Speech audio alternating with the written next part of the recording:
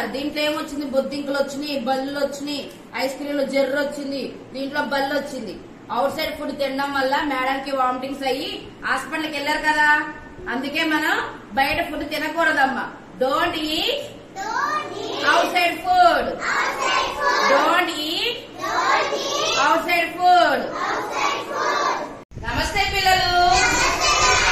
ఈరోజు మనం ఒక ప్రతిజ్ఞ చెప్పుకున్నాం. ఏం చెప్పుకున్నాం? ఇంట బయట ఒకటే గంట, దోమల బాధ అనలేమంట, రోగం రొచ్చు వచ్చునంట, చిన్న పెద్ద వస్తారంట. అందుకే మనము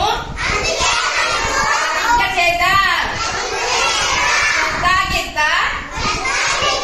దూరం వేద్దాం. పరిసరాలను శుభ్రం చేద్దాం. ఈగ దోమ తరిమేద్దాం. హాయిగా నవ్వుతూ. ఇప్పుడు ఈ ప్రతిజ్ఞ యొక్క అర్థం చూద్దాం. చింట బయట అంటే మన చుట్టూ, మన ఇంట్లో, మన పరిసరాలని మనం పరిశుభ్రంగా ఉంచుకోవాలి. ఏ విధంగా ఉంచుకోవాలి? పరిశుభ్రంగా ఉంచుకోవాలి. ఆ పరిశుభ్రంగా ఉంచుకుంటేనే దోమలు గాని పురుగు చెత్త అనేది రాకుండా ఉంటాయి. ఒకవేళ దోమలు మనం పరిశుభ్రంగా ఉంచుకోపోయామనుకో దోమలు వస్తాయి కదా. వస్తాయి రావా దోమలు ఇంట్లోకి? ఆ దోమలు వచ్చి మనకి కొట్టడం వల్ల ఏమవుతుంది?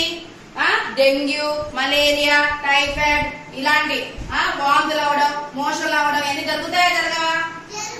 అందుకే మన చుట్టుపక్కలంతా మనం పరిశుభ్రంగా ఉంచుకోవాలి. ఇప్పుడు మనం చూడండి, మన స్కూల్లో మేడం గారు ఏం చేస్తున్నారు? మున్సిపాలిటీ వాళ్ళతో పిలిపించి దోమలు చనిపోవడానికి పిచికారీ చేపిస్తున్నారు. మందుతో పురుగు పుట్ట రాకుండా మందులు పిచికారీ చేపిస్తున్నారు కదా స్కూల్ కి.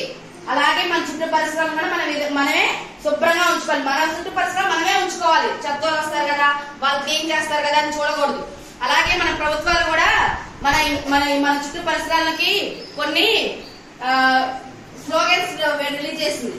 స్వచ్ఛ భారత్, జనభూమి కార్యక్రమాలు నిర్వహిస్తున్నారు కదా. స్వచ్ఛ భారత్ ఏం చేస్తుంది? మన చుట్టుపక్కల చెత్తను సేకరించి వచ్చే పారిశుద్ధ కార్మికులకు అప్పచెప్పాలి. ఈ జనభూమి ద్వారా ఏం చేస్తున్నాం? చెట్లు నాటుతున్నాం, పచ్చదనాన్ని పెంచుతున్నాం కదా. పచ్చదనం ప్రగతి మెట్లు అని చెప్పేసి కొన్ని దాన్ని పరిశీలిస్తున్నారు కదా.